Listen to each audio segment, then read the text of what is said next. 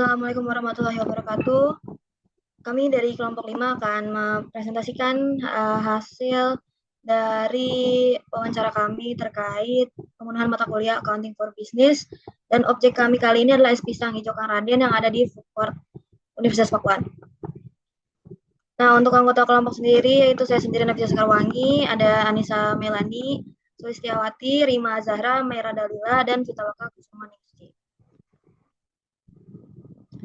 Nah, untuk latar belakangnya, kami pilih es pisang hijau Kang Raden ini karena berdasarkan hasil wawancara, dengan modal awal sebesar 9 juta, usaha es pisang hijau ini mampu memproduksi 120 porsi per hari dengan pendapatan kotor 1,2 juta. Nah, namun pengelolaan keuangan masih dilakukan secara manual tanpa laporan formal, sehingga dibutuhkan analisis untuk mengetahui kondisi keuangan, biaya produksi, dan kendala yang dihadapi agar usaha ini terus bertahan dan berkembang. Next slide. Nah, ini untuk perincian biaya produksi untuk aset tetapnya itu ada 15 akun. Di sini ada kompor, panci, tabung gas, wajan, blender, pisau, talenan, alat serut es, pengaduk adonan, saringan santan, baskom, sendok sayur, spatula, timbangan digital, termos es, dan sendok. Nah, dengan asumsi dan dengan kami lihat sendiri kalau alat-alat ini hanya terdiri dari masing-masing satu, jadi dapat ditotalkan untuk aset tetap ini adalah sebesar 1.402.000 rupiah.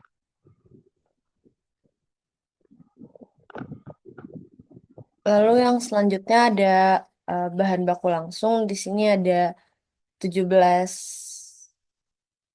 barang totalnya. Yang pertama ada pisang, tepung terigu, tepung beras, gula pasir, susu kental manis, meses, kacang, santan, keju agar-agar pewarna hijau, sendok plastik, tepung tapioka, es batu, dan sirup merah.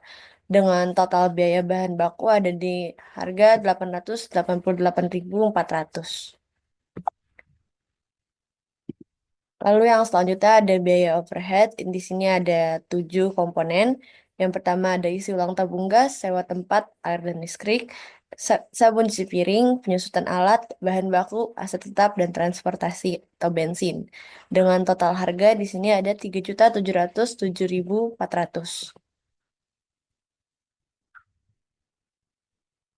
Selanjutnya ada total biaya produksi yang menjelaskan jumlah biaya dalam memproduksi es pisang hijau Kang Raden. Di sini ada biaya bahan baku sebesar 888.400. Tidak ada biaya tenaga kerja langsung karena ini dikelola sendiri, tidak ada karyawan. Selanjutnya aja biaya overhead sebesar 3.707.400. Jadi totalnya 4.595.800. Selanjutnya ada biaya penyusutan peralatan. Yang pertama ada kompor tabung gas, blender, serutan es, panci, baskom, dan lain-lain. Timbangan digital sama cooler box. Total biaya penyusutannya 47.000. Lalu selanjutnya ada analisis harga jual. Untuk yang pertama itu ada HPP per unit. HPP per unit itu cara penghitungannya itu total biaya produksi dibagi jumlah produksi. Jadi total biaya produksinya itu ada 4.595.800. Untuk jumlah produksinya itu karena per harinya 120 maka dikali 24 hari menjadi 2.800. Maka hasilnya itu 1.641. Lalu untuk harga jual per porsi yang paling sering dibeli ini adalah yang 10.000, maka untuk keuntungan per porsinya 10.000 dikurang 1.641 sama dengan 8.359.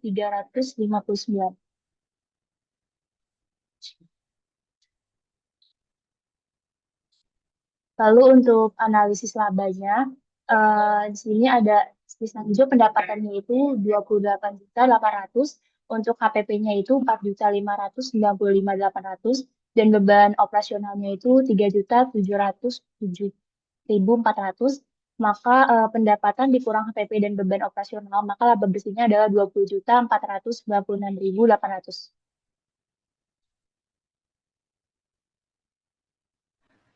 Untuk analisis underpricing atau overpricingnya itu, es pisang hijau Kang Raden berada pada kisaran yang wajar karena tidak menunjukkan indikasi underpricing maupun overpricing, yang berarti harga tersebut masih efisien tetapi memberikan keuntungan.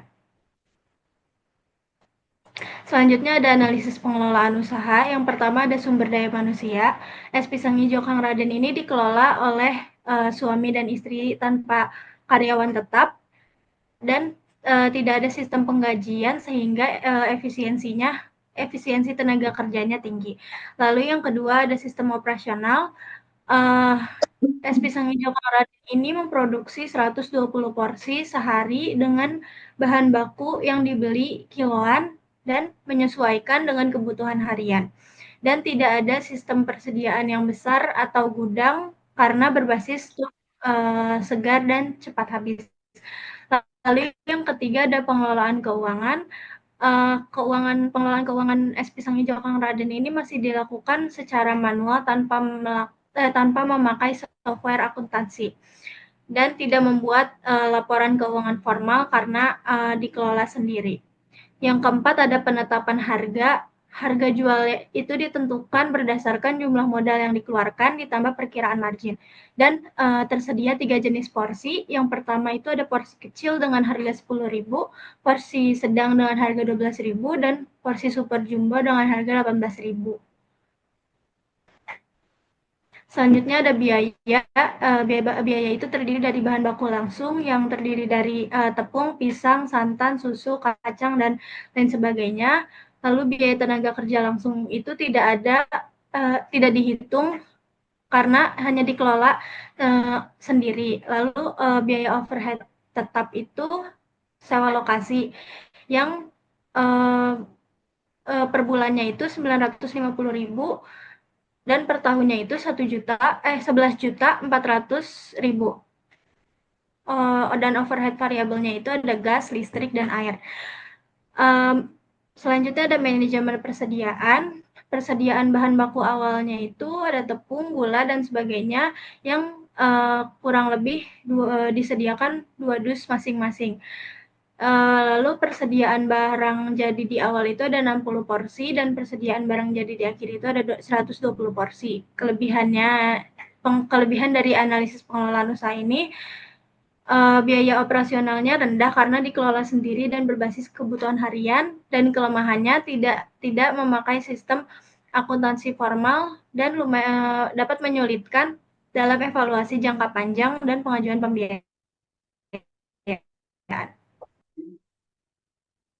Kesimpulannya adalah usaha es pisang hijau Kang Raden ini yang sudah berjalan sejak tahun 2017 yang dijalankan oleh sepasang suami istri secara mandiri tersebut mampu menunjukkan efisiensi operasional dengan menunjukkan harian mencapai 120 porsi dan keuntungan kotor sebesar Rp8.359 per porsi. Meskipun belum menggunakan sistem akuntansi formal dan pencatatan masih dilakukan manual, pengusaha tetap mampu mengelola biaya secara efektif, menetapkan harga secara tetap, serta menjaga kelangsungan bisnis dengan strategi yang sederhana namun optimal. Next. Saran yang bisa pengusaha tersebut lakukan yaitu pertama mulai gunakan sistem pencatatan sederhana. Di sini pelaku usaha sebaiknya memulai mencatat keuangan secara lebih rapi, misalnya menggunakan Excel atau aplikasi gratis seperti buku warung, agar pemasukan, pengeluaran, dan stok bisa dipantau dengan baik dan tidak hanya dicatat seadanya. Yang kedua, menghitung biaya secara lebih realistis.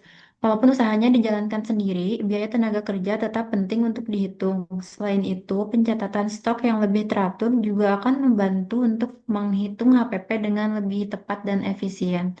Dan yang terakhir, mengembangkan usaha secara bertahap. Dilihat dari stabilnya usaha, pemilik bisa mulai memikirkan inovasi baru seperti menambah varian menu. lalu bekerja sama dengan platform online, layanan antar, atau membuka titik penjualan tambahan secara bertahap agar usahanya makin dikenal dan berkembang.